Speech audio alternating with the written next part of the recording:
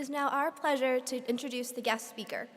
Our guest speaker today is AHS art teacher Mr. Edward Parker.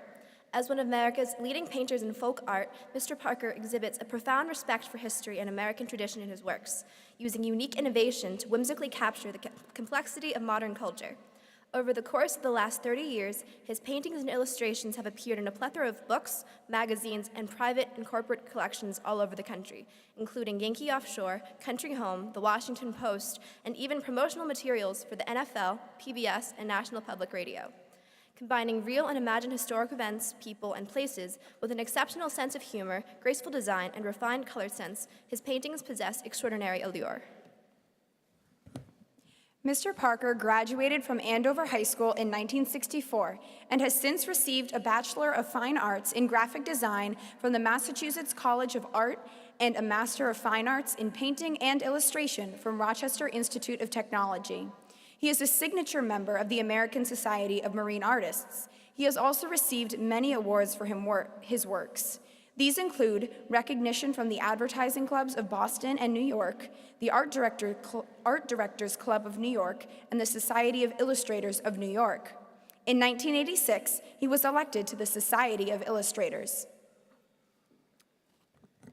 Mr. Parker worked as art director of Boston Magazine and several Boston advertising agencies, and he went on to start Ed Parker Studio. He has lectured and administered seminars at the collegiate and secondary level, as well as taught at Massachusetts College of Art, the Art Institute of Boston, Montserrat College of Art, Salem State College, and of course, Andover High School. When Mr. Parker isn't painting, he enjoys playing folk guitar and singing traditional songs, and has incorporated music into his art, often including lyrics from folk and traditional songs in his paintings.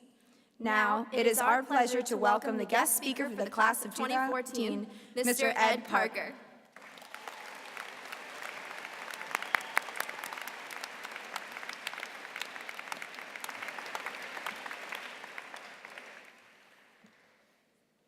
Wow, that made me tired. 50 years ago, I sat in the auditorium of what is now West Middle School and graduated from Andover High School. And I am privileged and honored to address you not just as a member of the Andover faculty, but also as a proud fellow graduate. As this has been your last year at Andover, it has also reluctantly been mine. And in the 7 years I have had the pleasure of teaching here, I cannot think of a better class to go out with.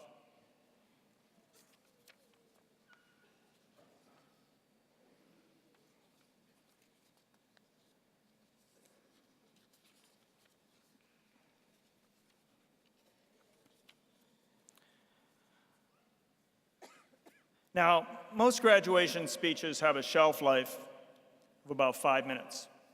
Speakers with all good intentions tend to go with thematic cliches such as, shoot for the moon, for even if you miss, you will fall among the stars. Of course, if you do that, your eyeballs will boil and your lungs will explode from decompression, but that's what you get for being a show-off. What I do have to say to you, however, is very much based on the most formative years of my life in the 1960s and my life since then. I suppose you could call this address Thoughts from the Jurassic Period or Random Musings from When I Had Hair. It has been said if you remember anything from the 1960s, you weren't there. It was a decade of extremes, of transformational change and bizarre contrasts, flower children and assassins, idealism and alienation, rebellion and backlash. And by the end of that decade, John F. Kennedy had been assassinated, along with his brother Robert and the Dr. Reverend Martin Luther King Jr. America's cities were powder kegs as African Americans, despite historic gains in civil rights, became understandably impatient with their implementation. Women demanded their rights in unprecedented numbers. Young people and their parents felt a widening generation gap in their differing perceptions of patriotism, drug use, sexuality, music, and work ethic. Liberals and conservatives fought culture wars over law and order, busing, racial justice, abortion, and Vietnam.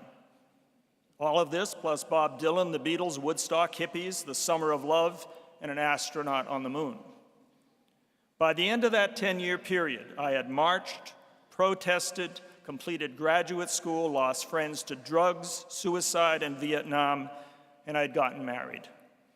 It was a decade of sometimes overwhelming emotion and despair, a time of revolution in the arts and music, and a decade of profound social change that continues to have an impact on today's culture and society. And in that regard, I would offer you 3 brief observations on how those changes relate to your generation. Never trust anyone over 30. This is a famous quote from activist Jack Weinberg, and it simply means question authority.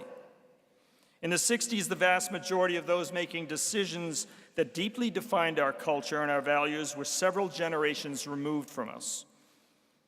It's much the same for you, and given our current political and social climate, it is equally important that you question authority.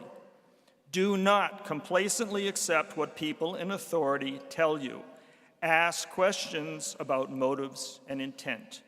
Do so rationally, politely, and with serious purpose. It doesn't matter if it's a senator, a local official, a college professor, or a celebrity commentator. You need to weigh what is being stated based on your own moral compass, your own values, your own seeking of the truth, and certainly what is just. 50 years ago, I listened to national figures justify racial segregation and a war that should never have been fought. And I hear such irrational echoes in today's political discourse. Many of our media outlets owned by large corporations and invisible entities speak of fair and balanced coverage while blatantly pressing their own social and political agendas. Unlimited contributions from wealthy individuals on both ends of the political spectrum fund questionable media messages, with a cynical strategy that if you distort the truth and the facts often enough and play to people's fears, distortions and untruths will eventually become fact. Demand accountability, ask questions, seek the truth, and become knowledgeable on the issues that affect you. In 1964, Canadian philosopher Marshall McLuhan stated, "The medium is the message." He asserted that new technologies change our cognition, which in turn affects social organization, which in turn affects social interaction. Apply this concept to today's constantly evolving technology. High def, 3D, 5G, selfies, Facebook, Skype, Candy Crush, cell phones in hand, earbuds, screens in place. We are always connected. But how meaningful are those connections? Social media too often replaces real-time, face-to-face human interactions. Smiley faces, OMG, LOL, are not substitutes for actual human emotions.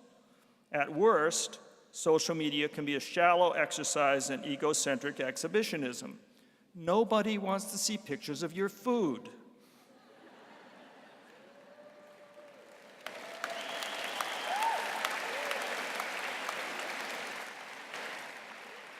On a different level, this infatuation with technology has become the latest thing in education, with smartboards, e-books, tweets, blogs, websites, tablets, and online learning, much of which seems designed not so much to engage you in a balanced learning experience, but rather to prepare you for a job in a cubicle farm. Technology and online learning cannot and should not replace the give and take, the discovery process, the human interaction that takes place in a real classroom with a real teacher and other students.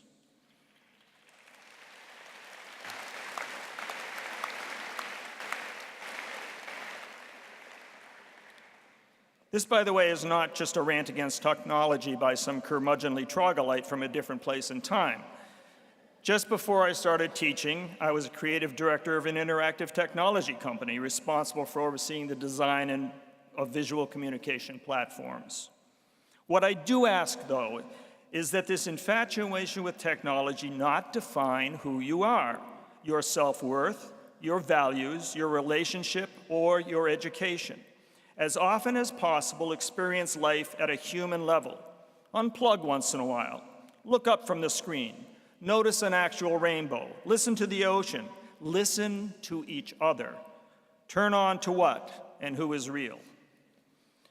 The playwright George Bernard Shaw wrote, "Life isn't about finding yourself, life is about creating yourself." As an artist, I would be remiss if I didn't mention something regarding creativity. We live in a global 21st century reality that will demand more and more creative thinking. Historically and culturally, our society has always been at the forefront of that creative innovation. When asked about creativity, Kurt Vonnegut, an American author who came to prominence in the 1960s, stated, "We have to continually throw ourselves off cliffs and develop our wings on the way down." Creative thinking involves risks. This flies in the face of the current mandated trends to test and gauge knowledge as a measure of success. We sent you through the educational system to gain knowledge. We are told that knowledge is power, and we keep filling our minds with facts and figures to be competitive and to gain success. Yet those who have the greatest success are those that are innovators, those that generate new ideas, those with fresh thinking and creative sparks that take us out of the known and into the what-ifs. In your personal and hopefully continuous quest for knowledge, I would encourage you in whatever you decide to pursue to continue to think of what you don't know. Explore the what-ifs. Do not get comfortable in the known. This, by the way, does not involve it's 10 degrees below zero. What if I touch my tongue to this metal pole? Or what would happen if I stick a fork in this electrical outlet? You are soon to be proud graduates of Andover High, and you know better than that. Finally, thank you for allowing me to speak to you. It has been an honor. And I assume that you will thank your parents for their support, for as in 4 years you may have to come back to live with them. But I would ask you to look to either side. And I would like you to thank those that have taken you this far in your education. They show up every day, not only to teach, but to care deeply about your successes, your struggles, and occasional defeats in ways that cannot be measured or quantified. So congratulations, Andover High Class of 2014.